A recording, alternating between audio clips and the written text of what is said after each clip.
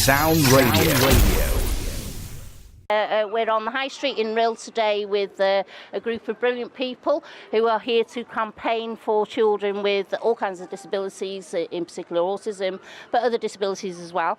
We're here with Sound Radio, and we're just going to have a chat first of all with Antonia, who said that she'll talk to us today. Hi, you okay? Yeah. Why are you here today? Because for years now I've been fighting an education system that has been cut to the very, very bare minimum, which means that children in the education system are not having their needs met, and we need more funding. That's the top and bottom of it, really.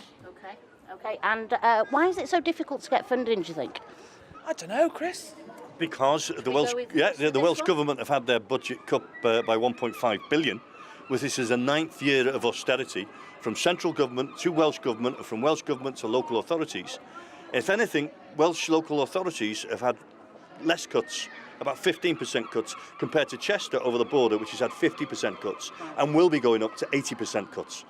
So, but these are statutory rights that the mothers and the fathers and the children are entitled to. And we should, despite the fact that we have had these cuts, the money isn't out there. We've got to take this campaign, and it is a national campaign. England, Scotland, Wales, Northern Ireland. We've got to take this campaign to the UK government, to Welsh government, and to the local authorities. Release that funding. Give these children and these families the help that they need. So are you saying, Chris, that is legislation? It's actually part of legislation that this should be provided? Well, these people know. know. The code of practice says that the child's needs should be met, and nowhere does it say if we've got the money or we should give it to the ones that have got more difficulties or only these kind. And I think that, the funding is just so difficult from being 3 years old. I've fought for my son 11 years now, and it takes its toll on the parents and it takes a toll on the families, and that fight shouldn't be there. Those provisions should be brought to us to make our lives easier. Do you think if this money, this funding was more fairly available and freely available, that would prevent other, parents, say, falling into the social care systems as well through mental health, through difficulties with housing, all kinds of other things? It's a rolling programme because these parents can't work, because at the end of the day, how can they have a job when they're actually full-time carers? So it's a vicious circle, really.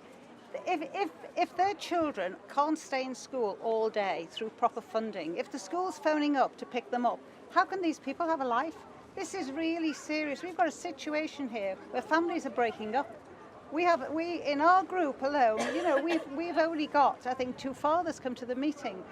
This is a hard life for these parents. They're struggling as it is, having to fight for the rights of these children. For an education. These children have a right to an education. And unless we get the proper funding, we can blame, this. At the end of the day, there's not enough money there. There needs to be more funding for these families to have a normal life, the same life as everybody else. This is what it boils down to then, is the funding, and going back to what you were saying, Chris, is that the national government has cut many budgets. So this particular budget, what does this budget come under? Is it social services? Is it ring fence? Where does this budget come from? And that is one of our objectives, is to get this funding ring fence for SEND children, so that that the money that goes into the school is for your child, to help your child. At the moment, you're not allowed to say the words one-to-one in any sort of local authorities. They're not allowed to, they promote independence. If I hear that one more time with a child that can't do his shoelaces, that he must promote independent or cannot, they have social communicational difficulties, a lot of these kids. And they haven't got voices, they can't speak up for themselves. And when the parents do speak up, they're then known as that parent, and you're a problem. Yeah, and what we want is nothing above and beyond what our kids are entitled to. Children I know are not being allowed on educational trips because there isn't enough funding so that they can go. Now that is out and outright discrimination. Yeah. If anybody listening, if they tell you, the school or the local authority tell you your child cannot go on a trip, you show them the SEND code of practice. and you take them to tribunal, because that is not what the SEND Code of Practice says. SEND Code of Practice says all children are entitled to an education that's full with extra activities, curricular activities. See how passionate and how upsetting it can be. I can't imagine, with having to taking the Chancellor to court. She has a 10-year-old daughter with additional needs. This is the situation. These parents shouldn't be having to do this. That parent of a 10-year-old has got enough with the additional needs her child's got without going through a court process, which gives extra stress. And what happens anyway. is, I've been to court, I've been to tribunal, and what happens is, I was against 2 barristers and 2 solicitors. 2 barristers and 2 solicitors. Did you have representation? Jonathan. Did you have representation? You're not allowed representation because there's no funding for that, right? What the funding is for, I got 20 hours on a telephone with a solicitor who's trained specifically in that. But actually, when the day came, I would have had to pay £1,500 for that representation to walk into that tribunal with me. Now, it's above and beyond the money. What it took out of me that day was my energies. It took everything out of me. I get the feeling that there's a lot more to this than the children being educated and getting what they deserve. This is a knock-on effect for parents and I think society maybe as a whole, because we should all be... Because, as we were saying, there's activities for children who haven't got additional needs all summer. We had to fight, and we've got it now, for activities for these children to have, during the holidays, have activities. You shouldn't have to, you fight for everything. So this organisation that you're part of, can I just speak to somebody about the local things that Popin Centre and what you're achieving at the minute as well? Yeah? What's it? I'll ask everybody's name as we go along as well. Grania. Hi, Grania. Popping, quite simply, is our lifeline. We go there once a week, and some weeks we can all laugh and joke, and other weeks you don't have enough Kleenex to keep the room going. Just total and utter support, both while we're there in our meetings and outside.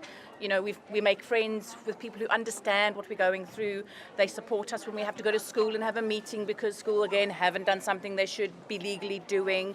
And we arrange play dates for our kids to all go play together somewhere, whether it's going trampolining or going to the beach or just a picnic. But it's just... bottom line. So, as Veronica was saying, you've now got funding. Is this national funding, or have you got funding locally? Prestatyn Town Council have arranged days out and activities for our children in the holiday. Okay, that's great news. Yeah. Together in the Popin, we achieve so much more. We're such a strong force. Yeah. When we go in that group on a Wednesday between 1 and 3. It's just the information that we gather just makes us a really strong group, and when we go out together in the community, we are moving boulders, yeah, we are. We're getting, funding for things for our kids to go out. That is extraordinary. So you're getting successes, and part of this is to do with getting together, organising, getting support from local authority. I know, Chris, you supported the Popin Centre. Yeah, absolutely. And it's great to see what they're doing.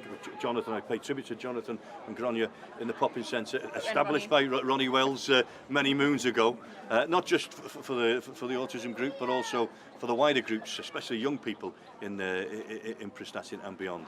And it is a case of united we stand, divided we fall. And the progress that has been made locally with Prestatyn Town Council and other councils is because these good people and their children have banded together. And it is through that unity. And it's a pleasure to be part of this national campaign here today. And I'll be taking this message, as they say, back to Parliament, back to the Welsh Government and back to the local authority as well. You're doing a great job. Can I ask, you've been affected yourself, do you want to talk? It's entirely up to you. No, that's fine. So Jonathan, as Chris was saying, are you part of the Popin Centre? Yes, I'm the manager of the Popin Centre, yes. Yeah. And We found is that working with the families, it's demonstrated how much of a gap there actually is in provision for children with additional needs. Okay. And just to finish off, SEND, this is a national thing then, so this is going on across the country. And SEND is a big organisation, yeah? It's a charity. And what does SEND... Special educational needs. An acronym, yeah. Okay. And National Crisis Wales is the protest actually, and it's throughout the nation. And we're going to go out today, we're going to stay on the high street today, we're going to chat to people and let them know what this is about, and how can people get in touch with you guys if they feel that they need support, similar support that you've been needing for years. Wednesday, 1 till 3. Every Wednesday, 1 till 3, Prestatyn, the Popin Centre. On Melbourne Road, yeah. Okay, good luck today, guys, and good luck with ring fencing as well. Thank you. Okay, thank you very much. Send money, not cuts! Send money, not cuts! Send money, not cuts! Send money, not cuts! Send money, not cuts! Send money, not cuts! Send money, not cuts! Sound Radio.